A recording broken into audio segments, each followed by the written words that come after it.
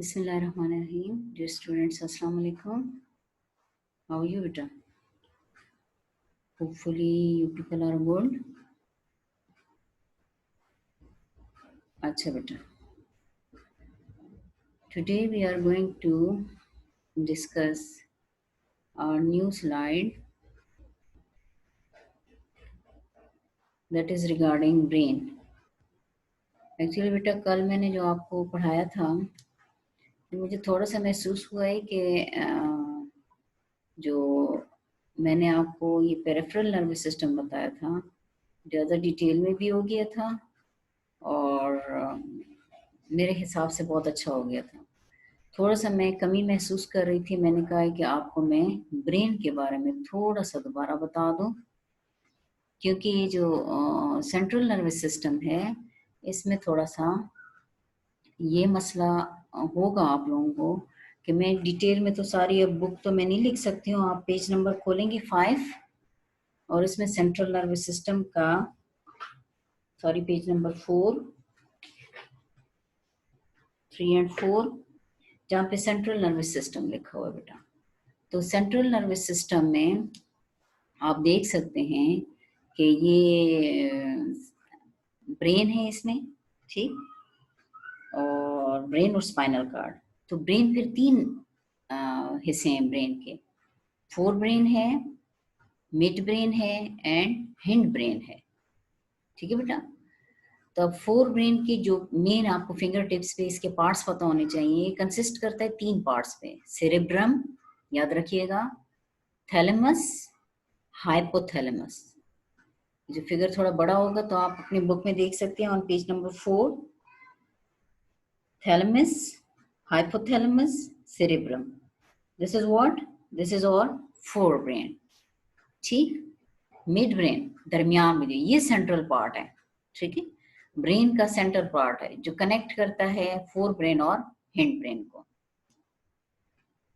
ठीक है बेटा। और इसके जो पार्ट्स हैं जो एसोसिएट करते हैं, वो विजन होती है, हियरिंग होती है, स्लीप, वेक, टेम्परेचर रेगुलेशन। यानी आपका जो मिड ब्रेन है ये इंटरकनेक्ट करता है जो फोर ब्रेन है एंड हिंड ब्रेन को। और इसका मेन फंक्शन जो है, हम देख सकते हैं, हम सुन सकते हैं, हम बोल सकते हैं, ठीक है। तो ये सारे जो सेंसेस हैं, और साथ में कोई टेम्परेचर कम ज्यादा हो रहा है, उस चीज को, हम सो रहे हैं, हम जाग रहे हैं, तो और लाइट जो है वो कितनी हमारी आईज के साथ स्ट्राइक करती है और कितना हम उसको लेते हैं। और देन ओके, ये थोड़ा सा मैं बड़ा करना चाह रही हूँ। ओके, इस पे आ जाती हूँ, ठीक है बेटा।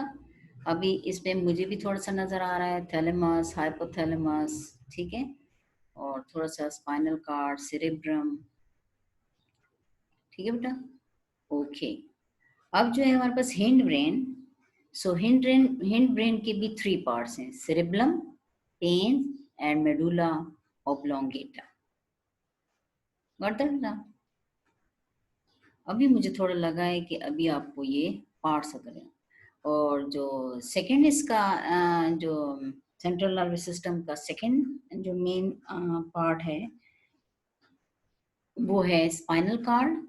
और spinal cord is located in the vertebral column, या हम इसको इसको एक्सटेंशन भी है मेडुला ऑब्लोंगेटा की। ब्रेन के साथ जो हमारे पास हिंड ब्रेन है, उस वो और साथ में बैकबोन जो है हमारे पास, ये एक्सटेंशन है, ये आपस में मिले हुए हैं। So yesterday we have discussed peripheral nervous system. So ये आपको मैं एक दफा फिर रिवाइज करा देती हूँ। थोड़ा मैंने व्यू बड़ा कर दिया ताकि बच्चों को, इसमें कुछ ज्यादा पार्ट्स मेरे पास आ गए थे क्योंकि मैंने नेट से इसको लोड किया था। तो आप इसको जो मजीद जो है, जो आपके हिस्से की नहीं है, आप, हमारे पास सेंट्रल बॉडी, सेल बॉडी होनी चाहिए, एक्सॉन होने चाहिए, न्यूक्लियस, डेंड्राइट्स होने चाहिए, ठीक है। बस ये वाली चीजें हमारे पास ज्यादा हमें जरूरत। जो 3 किस्म के न्यूरॉन्स हैं, that is sensory, motor, interneurons.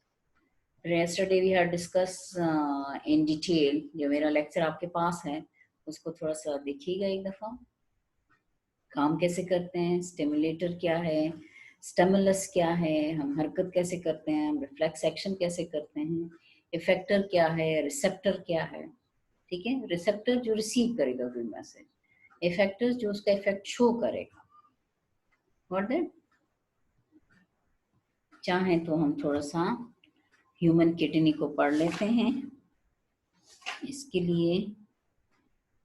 अच्छा, बिफोर स्टार्टिंग ह्यूमन किडनी, ये जो मैंने कल आपको न्यूरॉन्स बताए थे, इसका थोड़ा सा फंक्शन भी है कि nervous system coordinates all body function. It also detects the changes in the environment and produces responses to the changes.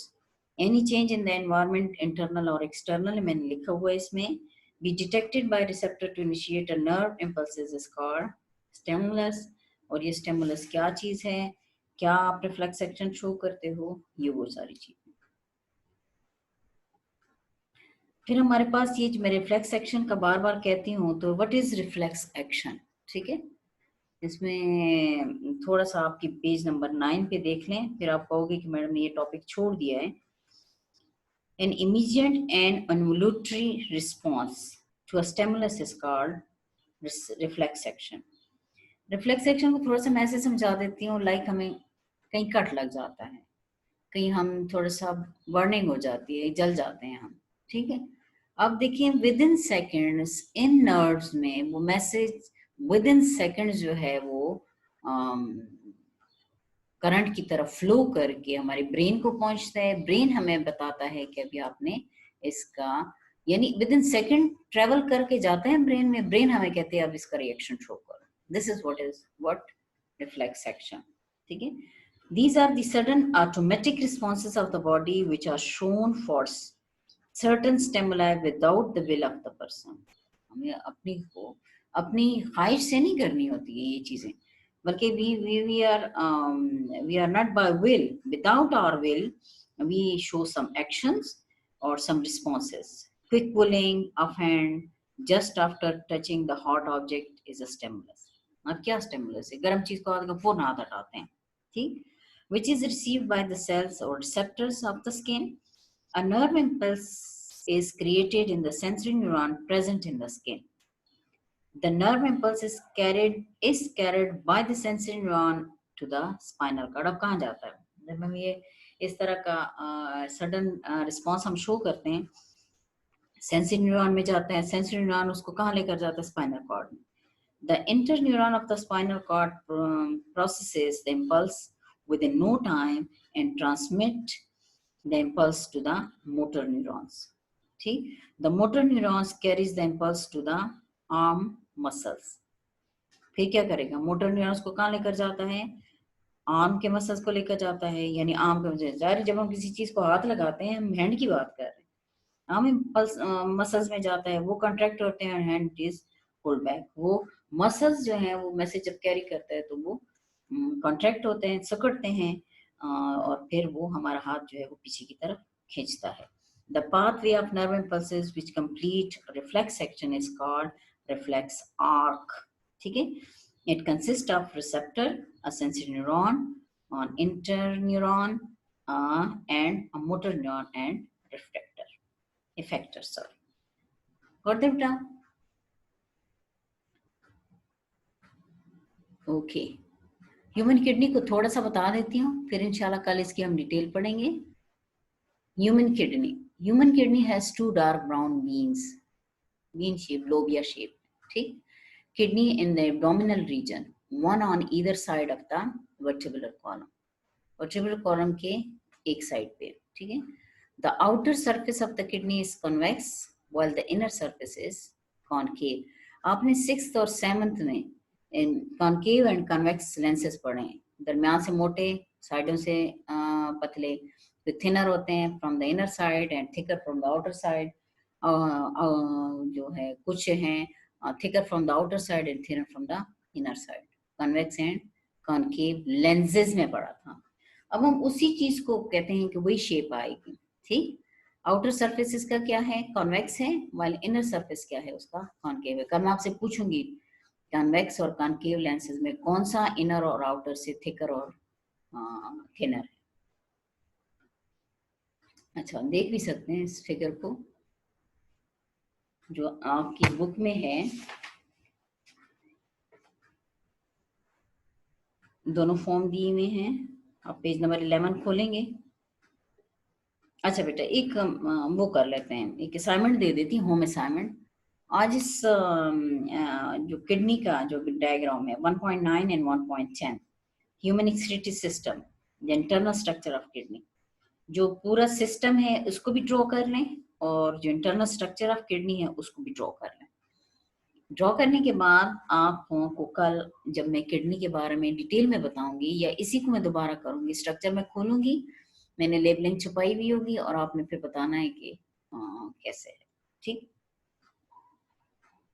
और फिर हम इंशाल्लाह इसको कल इन डिटेल करेंगे। अच्छा, अभी थोड़ी सी बात हो जाए एग्जाम के बारे में। बेटा, आप लोगों को इस चीज को थोड़ा सा लाइट मत लीजिएगा। ये जो मेरा टॉपिक है, ये आप सबको मैं थ्रू व्हाट्सएप भी भेज रही हूँ। मेरी रिक्वेस्ट है आप लोगों से कि आप मुझे अपने व्हाट्सएप नंबर भी सेंड करें। मैं आप लोगों का बॉयज एंड गर्ल्स का अलग ग्रुप बना रही हूँ, ताकि फिर मेरे लिए भी कन्वीनियंट ये हो कि मैं किसी एक ग्रुप में बॉयज में एक लेक्चर अपना सेंड करूँ और एक गर्ल्स में सेंड कर दूँ। और मेरा पर्सनल वो है, ओपिनियन ये है, मैं अभी कल भी मीटिंग में बता के आई हूँ कि मैंने कहा कि अगर तो मेरी वीडियो बच्चों के पास होगी तो वो किसी भी टाइम, किसी भी वक्त, अगर उनको कुछ मसला आ रहा है तो दोबारा अपनी वीडियो खोल के देखेंगे, और दोबारा दोबारा उसको कहीं स्टॉप करके फिर समझेंगे, फिर दोबारा स्टॉप करके फिर समझेंगे। ये चीज वही है, लेकिन एक बुक से पढ़ने वाली चीज होती है, एक आप इस चीज से पढ़ोगे तो फिर थोड़ा सा मीडिया चेंज हो रहा है, तो मीडिया चेंज होने के साथ साथ हो सकता है आप इसको ज्यादा अच्छी तरह पढ़ें। लेकिन बहुत अच्छे तरीके से पढ़ना है, क्योंकि I am preparing your assessment paper, जो कि आपका फर्स्ट क्वार्टर कंसिडर किया जाएगा। और उसमें मैं ज्यादा नहीं दे रही हूँ, मैं कह रही हूँ कि जिस तरह की ऑनलाइन क्लासेस है, मेरे सब बच्चे इंटरेक्ट भी नहीं कर रहे हैं, अभी मैं ऑनलाइन क्लासेस भी उस तरह थ्रू नहीं कर सकती हूँ ड्यू टू नेटवर्क प्रॉब्लम। तो आपने क्या करना है बेटा, कि जब मैं सब बच्चों को ये मेरा लेक्चर पहुंच जाएंगे, तो आप उसको एज इट इज पढ़ें। इसी में से मैंने आपके ब्लैंक्स बनाने हैं, इसी में से मैंने आपके मल्टीपल चॉइसेस बनाने हैं, ट्रू फॉल्स बनाने हैं। मे बी कि मैं मैच द कॉलम के साथ भी कर दूं आपको, कि आप मैच करें किस तरह की।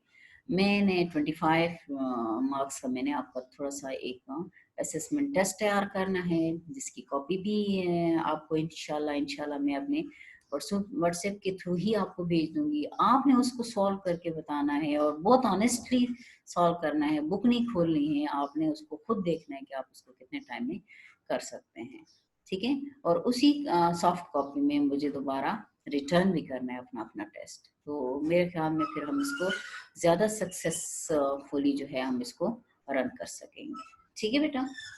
आई thank you, take great care of yourself, और दुआ में याद रखना।